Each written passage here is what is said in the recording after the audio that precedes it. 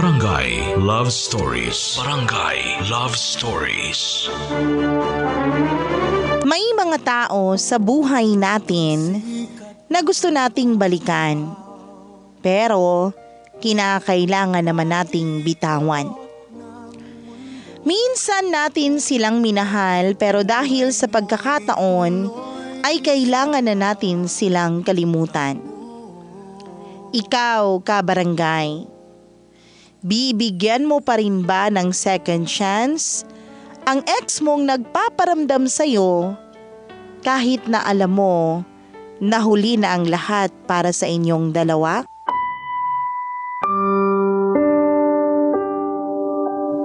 Dear Mama Mia,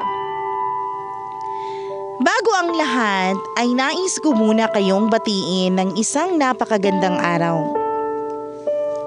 Itago niyo na lamang ako sa pangalang Kaloy. Isa akong barangay tanod sa lugar na hindi ko na lang po papangalanan para sa aming privacy. 36 years old na ako ngayon at sa edad kong ito ay ngayon ko lang natutunan ang kasabihang nasa huli ang pagsisisi. Ang ibabahagi kong kwento sa inyo, Mama Mia, ay tungkol sa kung papaano ako umibig, nasaktan, nagkasala at natuto.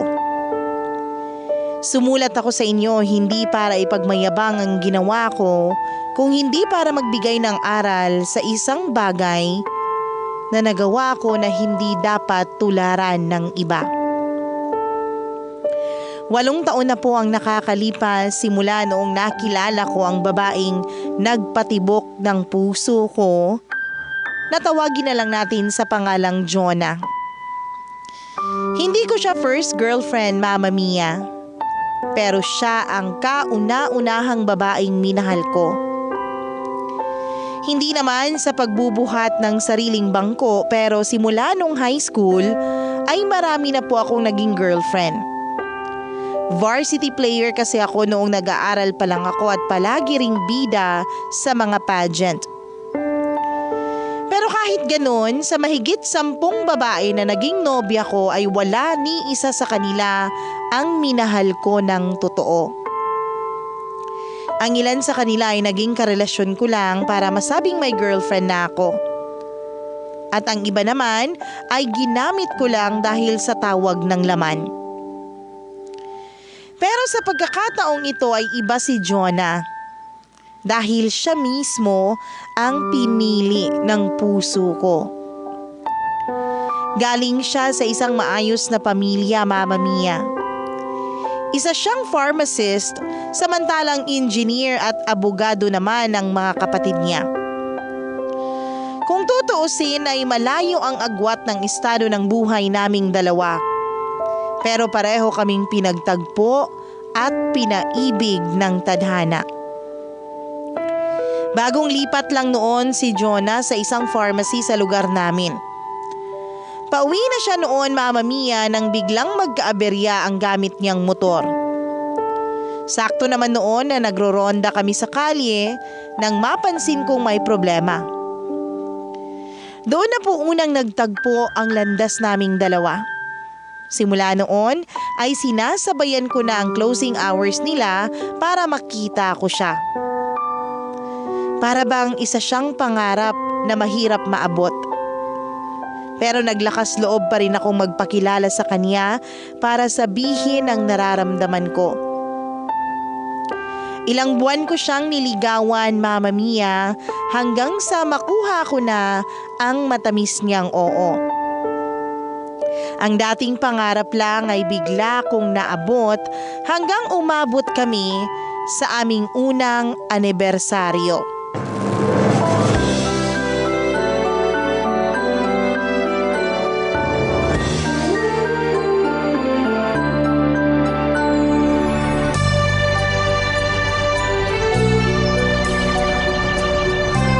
Grabe! Nabusog ako dun sa kinain natin ah. Sabi sa'yo masarap pagkain nila dun eh. First time ko lang makapunta dun eh. Di ba bagong bukas lang yung resto na yun? Oo, bagong negosyo ng pamilya ng kaibigan ko. Jonah, salamat ah. Hayaan mo, kapag sumahod ako naman ang manlilibre sa'yo. Wala yun, 2014 na. Hindi na uso yung lalaki ang nagbabayad sa date. Kaya din naming mga babae gumastos, no? Anong akala mo? Kahit na. Parang nakasanayan na kasi na palaging lalaki ang dapat nagbabayad sa date eh. Pwes, masanay ka na sa akin dahil hindi ako nagpapapaniwala sa mga gender stereotype na yan. Ay, nga pala, may pupuntahan akong binyag sa Sabado, magnininang ako. Kailangan mong sumama ha? Sa Sabado? Kailan ba yun? Teka, birthday ni nanay yun eh. Anong oras ba yung binyag? Whole day kasi yun, sa Laguna tayo pupunta. Paano yan? Nangako na ako kay nanay na kakain kami sa labas sa birthday niya. Inaasahan niya yun eh. Sa ibang araw mo na lang i-treat nanay mo. Pwede namang i-reschedule yan eh. Yung binyag, hindi na pwedeng makancel yun. Kailangan ko ba talagang sumama? Hindi ko naman kilala yung bibinyagan. Kahit na! Batchmates ko yung mga pupunta dun. Lahat ng mga yun kung hindi may jowa, may mga asawa na. Gusto mo pumunta ako dun ng solo flight? Siyempre pagmamayabang ko rin sa kanila na may boyfriend na ako, no? Paano yung birthday ni nanay? Aba, matanda ka na, Kaloy. Magagawan mo na yan ng paraan. Problema ko pa ba yan? Nakaplano na kasi yung paglabas namin eh. Pupunta sana kami ng resort. Tsaka pinag-ipunan ko yung paglabas namin. Excited na nga si nanay eh. Di gawin nyo kinabukasan. Anong mahirap dun? Ang hina mo naman, Kaloy. Gamitan mo rin kasi ng utak, ha? I-prioritize mo yung binyag kasi papakilala kita sa mga kaibigan ko. Ayaw mo ba nun? Maditis mo ko? Pero… Wala nang pero, basta gawan mo yun ng paraan. Nung sinabi kong pupunta tayo ng binyag, hindi kita tinatanong, sinasabihan kita. O ano, ba't wala kang imik dyan? Wag mo sabihin hindi mo ako masasamahan. Napakasimple lang ng hinihiling ko sa'yo, ha? Oo na, sasamahan na kita. Kakausapin ko na lang si nanay mamaya. Ayan, ganyan! Ang dami mo pa kasing sinasabi, pinapainit mo ulo ko. Tsaka magsuot ka pala ng magandang damit, ha? Sige, magsusuot ako ng polo. Yung sinuot ko nung nag-mall tayo, tanda mo ba yun? Yung checkered na parang minana mo pa sa lolo mo? Wag yun! Utang na loob, wag mong isuot yun, parang awa mo na, Kaloy. Diba sabi ko itapon mo na yun? Mas madumi pa yung kaysa sa basahan sa bahay eh. Yun na ang pinakamagandang damit ko. Hayaan mo, bibili tayo ng isusuot mo bukas. Magkano lang naman ang polo eh. Subukan mo kasing mag-ayos-ayos minsan. Mag-invest ka sa mga damit at accessories para namang gwapo ka tingnan. Hindi ko na iniisip ang mga yan. Ang importante sa akin may makain kami sa bahay. Wala na akong pakialam kung ano pang sasabihin ng ibang tao. Bakit? Sila ba nagpapakain sa akin? Hindi naman eh. Pwes ako, may pake. Bilang ako ang girlfriend mo, parang nire-represent mo na rin ako. Ano na lang sasabihin nila kapag nakita ka ng mga kakilala ko?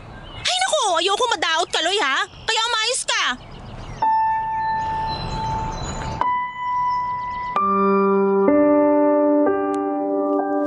Mama Mia, nabanggit ko sa inyo na marami ang humahanga sa akin noong nag-aaral pa lang ako.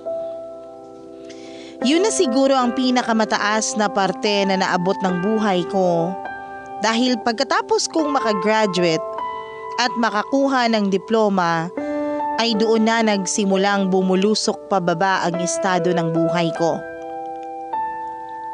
Nahirapan akong makahanap ng trabaho. Kasabay nito ay ang pressure na pag-aralin ko ang mga kapatid kong sumunod sa akin bilang ako ang panganay ng pamilya. Dahil dito ay unti-unti kong napabayaan ang sarili ko. Kung makikita niyo ako ngayon ay hindi niyo aakalaing lumalaban ako sa mga pageant noong araw. Nagkaroon ako ng insecurities at siguro ay ito na ang naging karma ko sa pagiging chick boy ko noong kabataan ko. Kaya nga po malaki ang pasasalamat ko na nahulog din ang loob ni Jonas sa akin sa kabila ng estado ko sa buhay. Para kaming mga bida sa teleserye kung saan ang isa ay may kaya, samantalang ang isa naman ay mula sa hirap.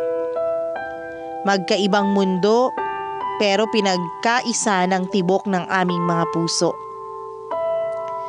Mama Mia, matapang na tao ang girlfriend ko. Walang preno ang bibig niya kung mang real talk sa mga tao. Wala siyang pakialam kung masaktan man ang taong kausap niya. Basta ang mahalaga ay mailabas niya kung ano man ang nasa isip niya. Noong una ay gustong-gusto ko ang ugali niyang yun, pero sa pagtagal ng pagsasama namin bilang magkasintahan, ay unti-unti kong napagtanto na ang ugali niyang ito ang siyang sumisira sa relasyon naming dalawa. Dumating nga po sa puntong hindi na siya tumatanggap ng sagot na hindi mula sa akin. Lahat ng gusto niya ay dapat sinusunod ko. Lahat ng gusto kong gawin ay dapat ipaalam ko muna sa kanya. Tinanggap ko ang lahat ng iyon dahil mahal ko siya. Pero minsan ay dumarating din ako sa puntong nahihirapan na akong huminga dahil sa pananakal na ginagawa niya sa akin. Umabot kami ng 2 taon na naging under ako sa kanya, Mama Mia. Hanggang sa dumating ang araw na naubos na ang PC ko at naisipan ko nang kumalas mula sa relasyon naming dalawa.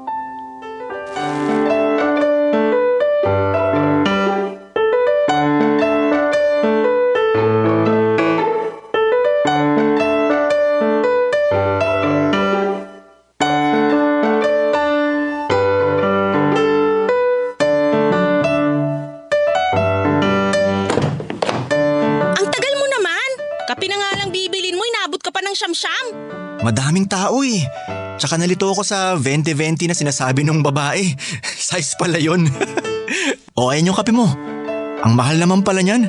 Nagulat ako sa presyo ah. Nasa na yung sayo? Hindi ka bumili? Hindi na. Nasasayangan ako eh. Ibibili ko na lang ng 3-in-1 to kaysa sa kape nila. Pang 2 linggo na rin yun no? Ako naman magbabayad hindi naman ikaw. Kahit na. Ano? Saan pala tayo sunod na pupunta? Kain muna tayo. Kanina pa kumakalamsik mura ako eh. Oh, sige. Gusto mo ako muna mag-drive habang umiinom ka ng kape? Wag na. Wala kang ang lisensya eh. Baka mahuli pa tayo. Hindi naman nila alam na wala akong lisensya eh. Kahit na. Ipapahamak mo pa ako? Ako na magdadrive. Oh, sige. Desisyon mo yan. Nga pala. Ano oras tayo uwi? Bakit? Gusto mo na bang umuwi? Hindi naman, pero sana medyo agahan natin. Di ba nga aalis kami ni Tonyo mamaya? Birthday ng girlfriend niya, may konting inuman. Seryoso ka? Bakit? Di ba nasabi ko na sa'yo to last week pa? Nagpaalam ako sa'yo na may birthday kina Tonyo. Plano na yata niya mag-propose sa GF niya. Pero huwag mo sasabihin ha. Wow, galing ah! Mas gugustuhin mo pang makasama yung girlfriend ng iba kaysa sa girlfriend mo mismo? Anong klaseng pag-iisip yan, Kaloy? Ito naman, parang may amnesia. Nagpaalam naman ako sa'yo na pupunta ako ah. Pumayag ka nga, di ba? Lagi kong kinukwento sa'yo na matagal lang nagpaplanong maghanda si Tonyo ngayong araw para sa girlfriend niya. Mas mahalaga yung Tonyo na yan kaysa sa akin? Ano ba yan, Jonah? Mag-aaway na naman ba tayo? Ang ganda-ganda ng pagkakasabi mo noon. Sabi mo okay lang, kailangan ko rin mag-enjoy minsan. Tsaka bakit mo tinatanong ang halaga ni Tonyo sa akin? Kababata ko si Tonyo. Siya ang palaging tumutulong sa akin tuwing nagigipit ako. Sanggang dikit ko yun. Di dun ka sa kanya. Ayaw mo pala ako makasama eh. Di sige, pumunta ka ron kung gusto mo. Jonah naman, huwag ka naman ganyan. O anong inaano mo? Pumayag na nga ako, di ba? Di pumunta ka. Lagi ka na lang ganyan eh. Kapag ikaw ang may hinihiling sa akin, puro oo ako. Walang reklamo, lahat ginagawa ko. Ito na nga lang hinihingi ko sa'yo. Gaganyanin mo pa ako. Intindihin mo naman kasi ako. Magkasama tayo ngayon tapos pero problema mo yung birthday ng jowa ng iba? Sinong hindi magagalit doon, Kaloy? Hindi ko naman pinoproblema. Sinasabi ko lang sa'yo na pupunta ako sa kanila pagka uwi natin. Yun lang naman. Ba't mo kasi pinapalaki? Alam mo, bumaba ka na. Ha? Bakit? Baba! Bumaba ka na ng kotse! Jonah! Gusto mo itapong ko tong hawak kong kape sa mukha mo? Anong gagawin ko rito sa labas? Mag-commute ka na lang pauwi. Total, uwing-uwi ka na, di ba? Sinira mo na araw ko. Iiwan mo ka mag-isa rito sa Tagaytay? Hindi ko alam tong lugar na to.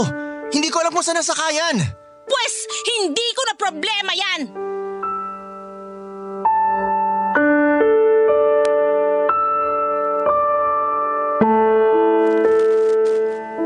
Mama Mia, bago pa man ako iwan ni Jonah mag-isa sa Tagaytay, ay halos araw-araw na kami noong nag-aaway.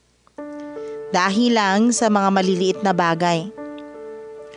Katulad na lang nung nahuli ako ng dating para sana sunduin siya sa pharmacy dahil nagkaroon ng gulo sa barangay namin at kinailangan kong rumesponde bilang barangay tanod. Parati din siyang galit tuwing hindi ako nakakapag-reply sa mga text niya dahil wala naman akong pang-load. Meron pa nga pong insidente na binato niya ako ng bag niya sa harap ng maraming tao dahil binati ko ang babaeng kapitbahay namin na nakasalubong lang namin sa daan. Ang pinakamasaklap na sigurong nangyari ay noong hindi ko siya napuntahan sa birthday niya dahil nakatulog ako sa sobrang pagod. Nagpunta siya sa bahay namin ng lasing at harap-harapan siyang nagwala sa harap mismo ng nanay ko, Mama Mia. Sinubukan ko naman siyang intindihin. Pero nang mga panahon na yun ay hindi na talaga maganda ang inuugali ni Jonah. Sa halip na mag-enjoy at maging masaya ako sa buhay dahil meron akong girlfriend na minamahal kong tunay, ay kabaliktaran naman ang binibigay niya sa akin. Mas lalo lang akong nai-stress at napagod sa kung ano ba ang susundin ko. Ang puso ko ba? O ang sinasabi ng isip ko? Maging ang mga taong nasa paligid ko ay nagsasabing iwan ko na lang daw si Jonah dahil hindi na maganda ang takbo ng relasyon naming dalawa. Sa ginawa niya sa akin sa Tagaytay, Mama Mia, ay doon na ako nakapagdesisyon na tapusin ang lahat sa aming dalawa ni Jonah. Matapos kong makipaghiwalay kay Jonah, ay sinubukan pa niya akong habulin, Mama Mia. Nangako siyang magbabago na siya at hindi na niya gagawin ulit ang mga ginawa niya sa akin. Pero nang mga panahon na yon ay desidido na talaga akong lumayo mula sa kanya. Lalo na't nahihiya na rin ako noon sa sarili kong ina dahil sa inasal ni Jonah na pagwawala nito sa harapan niya. Mabilis na dumaan ang 2 taon. Pareho na kaming nakapag-move on mula sa isa't isa ni Jonah. Sa katunayan nga, Mama Mia, sa loob ng 2 taon na yun ay hindi na kami nagkaroon ng anumang ugnayan o koneksyon dahil pagkatapos naming maghiwalay ay nagtrabaho na sa abroad si Jonah. Ipinagpatuloy ko ang buhay ko, Mama Mia, na naging maginhawa simula noong naging single ako. Kahit na isang kahig isang tuka lang ang buhay ko noon ay masaya ako na inaibibigay ko pa rin ang pangangailangan ng nanay ko at ng mga kapatid ko. Hindi ko nga sinubukang maghanap ng babaeng ipapalit kay Jonah. Kusa na po itong dumating nang magbukas ng sariling boarding house ang kapitbahay namin. Isang teacher ang umupa sa kanila na tawagin na lang po natin sa pangalang Alisa. Isa po siyang high school teacher na mas matanda ng 2 taon sa akin. Noong una ay tahimik lang at may pagkamahiyain si Alisa.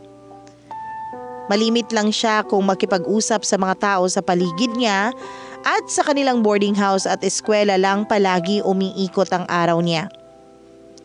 Ako ang unang nakipagkilala sa kanya, Mama Mia, at ako ang unang naging kaibigan niya sa lugar namin. Sa loob ng 1 taon ay nagkaroon kami ng malalim na ugnayang 2. Pero bigla na lang dumating ang araw na bigla na lang akong iniwasan ni Alisa.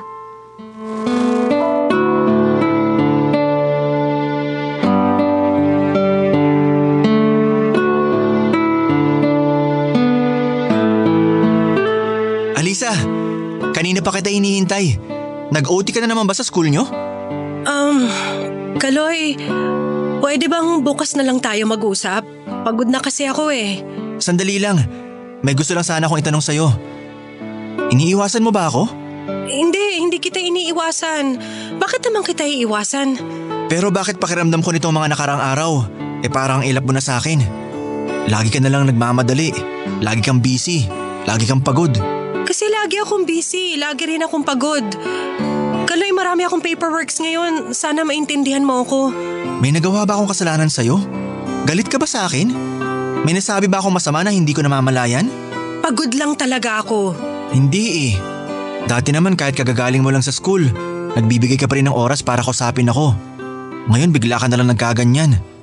Kung ayaw mo na akong kausapin, sana naman sabihin mo man lang yung rason. Buntis ako. Ha?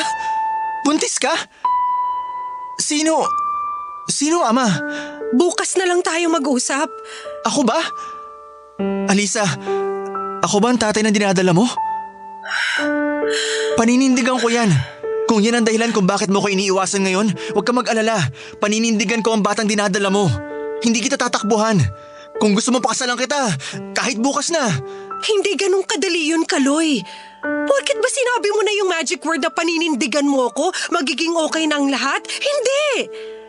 Anong sasabihin ko sa mga magulang ko? Ano na lang iisipin ng mga co-teachers ko? Ni hindi nga kita nobyo, di ba? Pero hindi ba mas maganda na may tatay yung ama yung pinagbubuntis mo? Hindi ka mag-iisa rito, sasamahan kita. Oo nga, wala tayong relasyon dahil nga sabi mo hindi ka pa ready, pero kahit hindi man natin aminin sa publiko, parang magkasintahan na rin naman ang tingin ng mga tao sa atin eh. Tsaka gusto kita, Alisa. Alam ko rin na gusto mo ko. Oo, priority mo ang trabaho mo ngayon kasi gusto mong bumawi sa mga magulang mo. Pero nandito na tayo eh. Huwag mo naman ako itulak palayo. Hindi ko alam. Masyado pang magulong utak ko ngayon.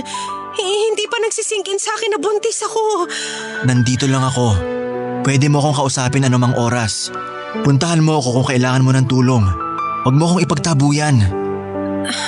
Sorry. Pasensya na kung iniiwasan kita nitong mga nakaraang araw. Natatakot kasi ako eh. Natatakot ka ba na tatakbuhan kita? Oo. Pwes nagkakamali ka sa iniisip mo. May bata man o wala dyan sa tiyan mo, hindi kita tatakbuhan, Alisa. Kung sakali bang tatanungin kita ng will you marry me ngayon, sasagutin mo ba ako ng oo? Kakayanin ba natin to? Bago lang sa akin to eh. Hindi ko rin alam ang gagawin ko. First time ko lang magkakaroon ng anak. Pero kung magkasama tayo, alam kong kakayanin natin to. Hindi pa kita masasagot sa tanong mo ngayon. Huwag muna ngayon. Pag-usapan natin to sa mga susunod na araw. Hindi naman natin kailangan magpakasal agad eh. Hindi lang basta-basta ang kasal. Ikaw ang masusunod. Basta nandito lang ako para sa'yo at sa magiging anak natin. Maraming salamat, Kaloy.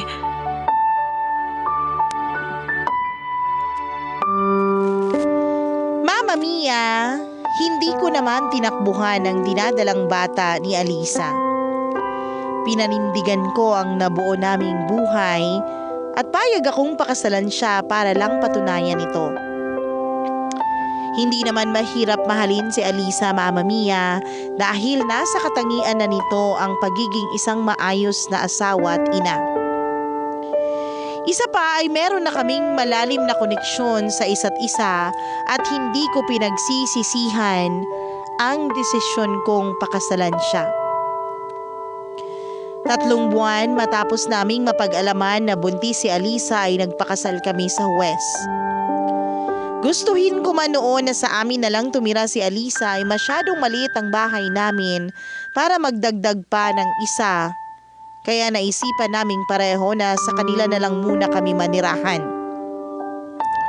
Doon ko inalagaan si Alisa hanggang sa matagumpay nitong maipanganak ang panganay namin. Naging masaya naman ang buhay mag-asawa namin ni Alisa, Mama Mia. Pero ang mahirap lang sa isang pamilyang nakatira kasama ang mga biyanan sa iisang bubong ay palaging nakamonitor ang bawat galaw namin. Konting pagkakamali lang ay meron agad silang nasasabi. Nang bumalik sa trabaho si Alisa ay pareho namin noong naiiwan ang anak namin sa pangangalaga ng mga magulang ni Alisa. Mahirap din namang tumao sa bahay nila dahil may trabaho rin ako sa lugar namin. Akala ko noon, Mama Mia, ay masaya sila na magkakaroon sila ng pagkakataong alagaan at bantayan ang apo nila. Pero kalaunan ay lagi na kaming nakakarinig ng mga pasaring na kesyo matatanda na raw sila at sa halip na magpahinga na lang ay napapagod pa silang mag-alaga ng bata. Tiniis ko ang mga pasaring na yun, Mama Mia, dahil sa kabila ng mga masasakit na salitang naririnig ko, mula sa mga biyanan ko ay nababawi naman agad ito tuwing nakikita kong masaya ang mag-ina ko.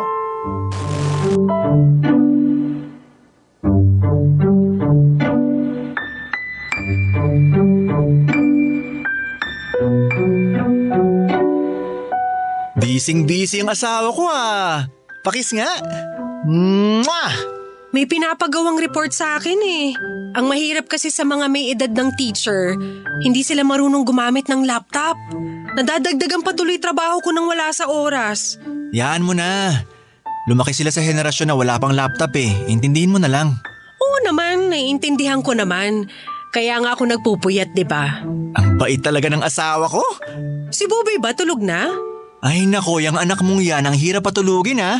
Gabing-gabi na pero punong-puno pa rin ng energy. Nagtaka ka pa, mana yun sa'yo. Ayaw mo bang magkaroon ng anak na magmamana naman sa'yo? Anong pinagsasasabi mo? Namana ni Buboy itong looks ko, no? Hindi. Ang ibig kong sabihin, ayaw mo ba ng babae naman? Para naman may makalaro na si Buboy. Ha? Tigil-tigilan mo ko, Kaloy, ha? At marami pa akong kailangan tapusin dito. Lumalaki na rin kasi si Buboy. Parang kailangan na niya ng kalaro. Tsaka parang pagod na rin sila nanay at tatay na kalaro si Buboy tuwing wala tayo rito sa bahay. Ayun na nga. Hindi na nga natin mabantayan yung nag-iisang anak natin. Gusto mo pang dagdagan. Pag-usapan na lang natin yan kapag hindi na tayo nakakaperwisyo ng ibang tao. May solusyon ako sa problema nating yan. Ano? Lumipat tayo sa amin. Saan naman tayo lulugar doon? Masikip na nga ang bahay nyo, dadagdag pa tayo. Maraming paupahan doon. Pwede naman tayong mangupahan eh. Dagdag gastos lang yan eh. At least dito kina nanay nakakalibre tayo. Parang ganun din lang naman. Kwentahin mo kung gaano kalaki nagagastos natin sa biyahe, papunta sa school nyo, tsaka sa trabaho ko. Balikan yan ha, tapos araw-araw pa. Mas makakatipid kapag nangupahan na lang tayo. Kung sakaling dalawa na ang mga anak natin, sino magbabantay sa mga bata? Nanay ko, gustong-gusto nang mag-alaga ng bata. Hindi ka pa makakarinig ng reklamo. Ewan ko. Pero tingin mo, hindi pa ba oras para bumukod na tayo? Bubukod tayo kapag may sapat na tayong pera. Sa ngayon, wala pa tayong ipon eh. Hayaan mo, pag-iipunan natin yan. Mabalik tayo sa magiging kapatid ni Buboy. Ay naku, Kaloy ha. Miss na kita eh. Miss mo mukha mo. Matulog ka na rin. Susunod na ako mamaya. Malapit ko nang matapos to. Maliligo na ba ako? Itulog mo na lang yan. Pagod ako, wala na akong lakas para dyan. Sige na nga. Kiss mo na lang ako. Halika rito. Basta kiss lang ha.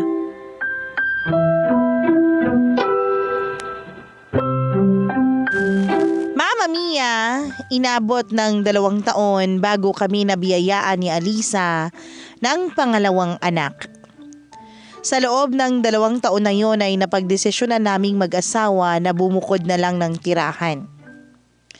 Nakahanap kami ng maliit na inuupahang bahay sa lugar namin. Mas praktikal kung ako ang tatanungin, Mama Mia, dahil malapit lang ito sa parehong pinagtatrabahuan namin ni Alisa at kapag wala kami sa bahay ay maaari ko lang iwan ang mga anak ko sa nanay ko na mas willing naman na alagaan ang mga apo kesa sa mga biyanan ko. Tahimik ang naging buhay namin ni Alisa, Mama Mia. Kahit na malayo pa kami mula sa pagiging mayaman, ay nagagawa pa rin namin na ilaan ang mga pangangailangan ng pamilya namin.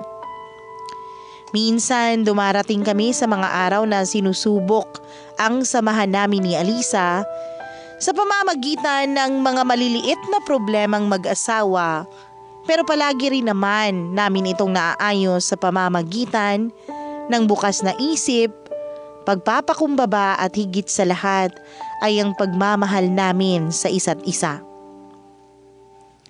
Pero sa kabila ng tahimik at masayang buhay naming pamilya, ay hindi ko inaasahan ang pagdating ng mas malala pa palang problema. Ito ay nang mapag-alaman kong umuwi na pala mula sa abroad si Jonah. Muling pinagtagpo ang landas naming dalawa at kahit na wala na akong nararamdaman para sa kanya, ay aaminin ko, Mama Mia, na malakas pa rin ang impact ni Jonah sa akin. Dahil dito ay isang bagay ang hindi ko naiwasang gawin. At ito ay ang pabalikin sa buhay ko si Jonah nang muli siyang magparamdam sa akin. Mama Mia, halos 8 taon din akong walang balita kay Jonah. Pero noong una ko siya ulit nakita nang minsang magkasabay kami sa isang sari-sari store, ay parang wala siyang pinagbago. Maliban sa pagputi ng kanyang balat ay ganun na ganun pa rin ang itsura niya simula noong huli ko siyang nakita. Parang hindi siya tumanda. Hindi tulad ko na napakalaki na ng ipinagbago simula noong nagkapamilya ako. Maayos ang naging pagkikita namin ni Jonah, kahit na hindi gaanong naging maganda ang hiwalayan namin noon. Nagkumustahan kami na parang magkaibigan. Nagkaroon pala siya ng live-in partner abroad pero hindi rin sila nagtagal. Umalis siya ng Pilipinas ng mag-isa pero bumalik na siya na may kasama ng bata, ang kanyang anak. Walang kaalam-alam ang asawa ko, Mama Mia, sa naging koneksyon naming dalawa ni Jonah at hindi ko na rin ito balak na ipaalam pa sa kanya. Muli kong tinanggap sa buhay ko si Jonah bilang isang kaibigan. Yun ang sinabi ko noon sa sarili ko. Wala na akong nararamdamang pagmamahal sa kanya kaya malakas ang loob kong makipagkaibigan sa kanya. At sa tingin ko ay ganun din naman ang nararamdaman sa akin ni Jonah. Yun ang inaakala ko, Mama Mia. Pero mali pala ako. Dahil sa muling paglapit ng loob namin sa isa't isa ni Jonah, ay malalaman ko na lang na higit pa pala sa pagiging magkaibigan ang nais niya mula sa akin.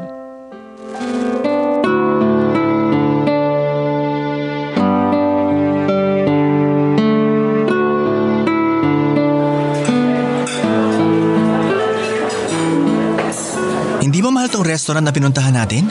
Alam mo, hindi ka pa rin talaga nagbabago. Hanggang ngayon, napakakuripot mo pa rin. Ngayon na nga lang tayo kakain sa labas eh. Siyempre, dun tayo sa medyo sosyal. Siyempre, mahirap kitain ng pera ngayon. Ang pangit namang tingnan, nagagastos ka ng napakamahal para sa pagkain pwede namang lutuin sa bahay. Huwag kang mag-alala. Ako naman magbabayad eh. Ay. Bakit? Anong iningiti-ngiti mo dyan? Wala. Naalala ko lang nung tayo pa. Hindi kita nasubukang ilibre ni isang beses. Laging ikaw nagbabayad tuwing lumalabas tayo para mag-date. Naiintindihan ko naman yun. Tsaka walang kaso sa akin yun. Kumusta ka na pala? Kumusta naging buhay mo sa abroad? Okay naman. Pero kung ako ang papipiliin, gusto ko nang kalimutan yung naging buhay ko doon. Bakit naman? Hindi ba naging maganda ang buhay mo doon? Maayos naman. Malaki ang sahod, maganda ang lugar. Kaso sinira lang ng isang tao yung naging experience ko dun. Yung ex-boyfriend mo ba tinutukoy mo? Walang hiyang yun. Kung hindi mo mamasamain, pwede ko bang matanong kung bakit kayo naghiwalay? Uy, interesado siya oh. Bakit mo naman tinatanong? Wala lang, para lang may mapagkwentuhan tayo. Selos ka no? Anong pinagsasabi mo? Curious lang talaga ako, no? Hay... Ayun, akala mo kung sinong santo sa sobrang bait. Sweet siya, gentleman. Nabibigay naman niya sa akin lahat ng gusto ko. Malapit na siyang maging perpektong boyfriend sa totoo lang. Kaso, bahag pala ang buntot. Nung nabuntis niya ako, bigla na lang nawala na parang multo. Takot pala sa commitment yung hayop na yun. Iniwan ka na lang basta na walang pasabi? Ganun na nga ang nangyari. Gago naman nun. Mambubuntis tapos tatakbuhan. Ikaw, paano kayo nagkakilala ng asawa mo? Ano uli yung pangalan? Alisa. Dati siyang boarder sa boarding house ni Aling Ising. Naging magkaibigan kami tapos ayun, nabuntis ko siya. Isa ka rin palang mambubuntis eh. Pareho lang pala kayo ng ex ko. Anong pareho? Hindi ako gago, no? Hindi ko tinakbuhan ang anak ko kay Alisa. Kaya mo ba siya pinakasalan kasi nabuntis mo siya? Hindi naman. Pinakasalan ko siya kasi gusto ko siya. Mahal ko siya. Ang swerte naman niya. Pero alam mo kung sino pa ang maswerte? Sino? Ikaw. Sandali ah. O ayan. Ano yan? Buksan mo. Relo? Mamahalin to ah. Para saan to? Regalo ko sa'yo. Sabihin na lang natin na pasalubong ko sa'yo. Hindi mo naman kailangan pang regaluhan ako eh. Alam mo Kaloy, kapag may nagbigay sa'yo ng regalo, tanggapin mo na lang. Ang dami mo pang sinasabi eh. First time ko lang magkaroon ng mamahaling relo. Salamat ah. You're welcome.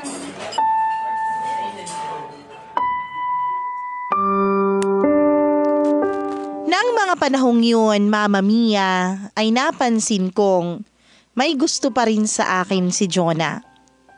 At alam ko rin na gusto niyang magkaroon kami ng relasyon. Noong una ay hindi ako pumayag sa gusto niyang mangyari. Mahal ko ang asawa ko at ayokong masira ang tiwala niya sa akin. Pero minsan, Mama Mia, may mga pagkakataon talagang nakakagawa tayo ng pagkakamali at saka na lang natin ito pagsisisihan sa huli. May nangyari sa aming dalawa ni Jonah, Mama Mia. Agad kong pinagsisisihan ang ginawa kong yun at ipinangako ko sa sarili ko na hindi na ulit iyon mauulit pa. Pero siguro nga, lalaki lang din ako. Ang ipinangako ko sa sarili ko ay hindi ko rin napanindigan. Nasundan pa ng pangalawa, pangatlo, hanggang sa hindi ko na mabilang ang nangyayari sa amin ni Jonah sa likod ng asawa ko. Naging friends with benefits kaming dalawa. Tumagal ng buwan ang tagong relasyon naming dalawa ni Jonah. At sa loob ng mga buwan na yun ay sari-saring regalo ang natatanggap ko mula sa kanya. Binilhan niya ako ng cellphone at naglabas din siya ng motor para sa akin na binayaran niya ng cash.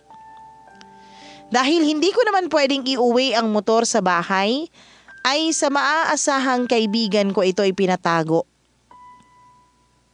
Magsisinungaling ako sa inyo, Mama Mia, kung sasabihin ko na hindi ko nagustuhan ang ginagawa ko noon. Ginusto ko ang nangyari. Kahit alam kong mali ito sa mata ng tao at lalong-lalo na sa mata ng Diyos. Kaya siguro, Mama Mia, naging mabilis din ang pagbalik ng karma sa akin.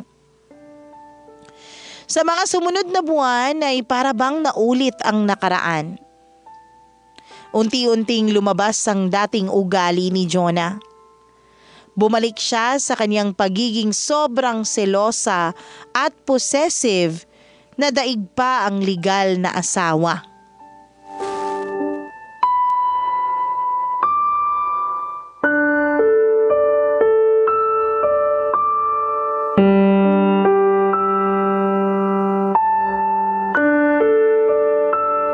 Uy, Kaloy! Nandito ka lang pala. Kanina pa kita hinahanap eh. Anong ginagawa mo rito sa barangay hall ng 10 oras ng gabi? Wala, nagpapahangin lang. Ikaw, anong ginagawa mo rito? May pinapacheck sa akin si Kapitan sa opisina niya. Tara, samahan mo ako dun sa loob. Bakit mo pala ako hinahanap? Anong meron? Kanina pa chat ng chat sa akin si Jonah. Tinatanong ko nasan ka. Sinabi mo kung nasan ako? Malamang hindi. Hindi ko nga alam na nandito ka eh. Pero sabi ko sa kanya na i-check tong barangay hall. Baka nandito ka. Dito ka palaging tumatambay eh. Ba't mo sinabi? Bakit? Ano naman? Iniiwasan ko nga siya eh. Hindi ko talaga sinasagot ang mga tawag at chat niya. Nag-aaway na naman ba kayo? Tinutoyo na naman eh. Bakit kasi hindi nyo patigilan yung ginagawa nyo? Ilang beses na kitang pinagsabihan, pre. May asawa ka na. May anak na kayo. Bakit mo pa kasi binalikan yung ex mo? Siya naman tong nagpupumilit eh. Sus, ako pa niloko mo. Kung ako sa'yo, tigilan mo na yan hanggat maaga pa. Huwag mong antayin na masira pa ang relasyon niyo ng asawa mo. Ang bait-bait ni Alisa tapos ginaganyan mo. Magkasama naman pala kayong dalawa eh. Ikaw, Tonyo, kunwari ka pang walang alam ha? Hindi ko naman talaga alam eh. May check lang sana ako dito sa opisina ni Kap. Sakto, nandito si Kaloy. Palusot ka pa? At ikaw naman, Kaloy, ba't di mo sinasagot chat ko? Wala akong load. Kanina pa kita hinihintay ah. Bakit mo naman ako hinihintay? Alam mo namang anniversary namin ngayon ni Alisa. Hindi kita mapupuntahan. Anong pakialam ko sa anniversary niyong dalawa? Alam mo, bumabalik na naman yung dati mong ugali. Ano ba talagang gusto mo mangyari? Na dapat priority kita? Hindi mangyayari yun, Jonah. Kahit anong gawin mo, masuunahin ko ang asawa ko kaysa sa'yo. Hindi mo ako priority. Kung gawin ko to. Uy! Jonah, ano ba? Parang gago Huwag ka naman dito eh. magwala! So ano, pinapaasa mo lang ako? Ha? Ito ba gusto mong mangyari? Ha? Oh, Jonah, tama na! Ano ba? Kaloy, awatin mo na si Jonah! Dito ka talaga magwawala. Hindi ka na nahiya. Huwag mong inuubos ang pasensya ko, Jonah. Baka kung ano magawa ko sa'yo. Sige, gawin mo anong gusto mong gawin. Susuntukin mo ako? Sige, saktan mo ako! Ano? Tonyo, papatulan ko na to. Patulan mo? Ang tagal naman, puro ka lang salita eh. Gusto mo doon tayo sa harap ng asawa mo mag-away? Pupuntahan ko siya ngayon. Huwag mong dinadamay dito si Alisa. Sige, iwasan mo pa ako. Sasabihin ko lahat sa asawa mo ang ginagawa natin. Sinabi na huwag mong dinadamay dito ang asawa ko. Bitawan mo na si Jonah! Umayos nga kayong dalawa! Para kayong mga gago! Animal ka! Napakagago mong tarantado ka! Umuwi ka na, Kaloy! Ako nang bahala rito! Parang awaan nyo na! Huwag na kayong gumawa ng kumusyon! Huwag mo akong tinatakot, Jonah. Hindi lang yan ang gagawin ko sa'yo kapag dinamay mong pamilya ko. Huwag mo akong subukang lesika. Mapapatay talaga kita! Sige na, pre! Tama na yan! Umuwi ka na, Kaloy!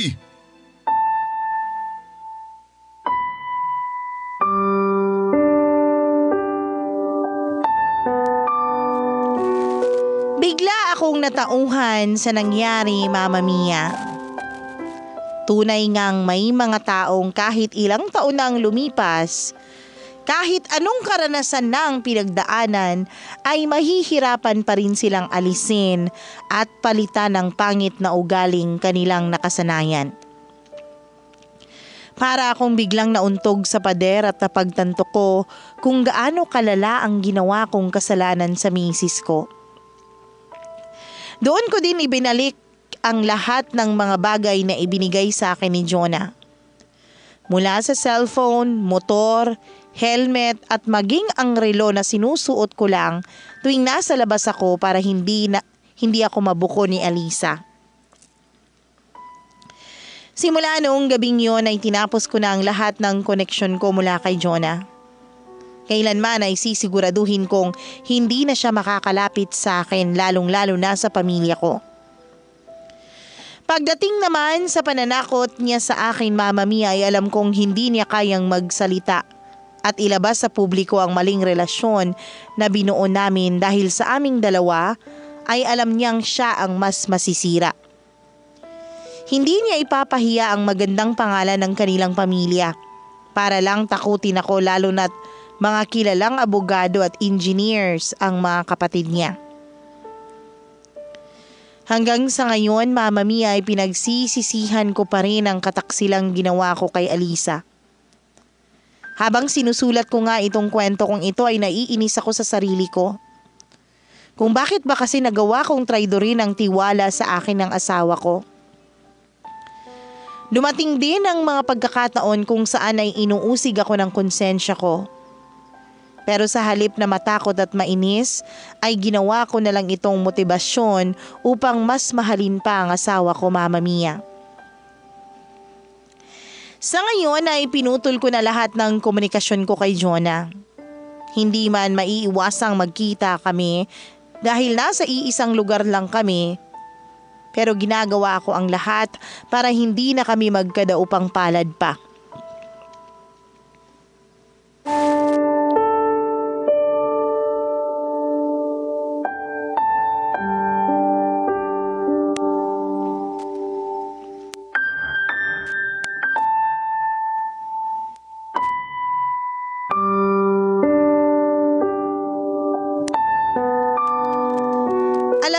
malaki ang kasalanang nagawa ko, Mama Mia. Pero ipinapangako ko sa inyo na babawi ako sa mga nagawa ko. Mas mamahalin ko pa ang pamilya ko at mas bibigyang respeto ang misis ko, lalo't ngayong buwan lang ay nalaman namin, Mama Mia, na nagdadalang tao na siya sa 3 naming anak. Dito ko na lang tinatapos ang kwento ko, Mama Mia, at maraming salamat sa inyong lahat. God bless po sa programang Barangay Love Stories. Ang inyong forever kapuso at forever kabarangay, Kaloy.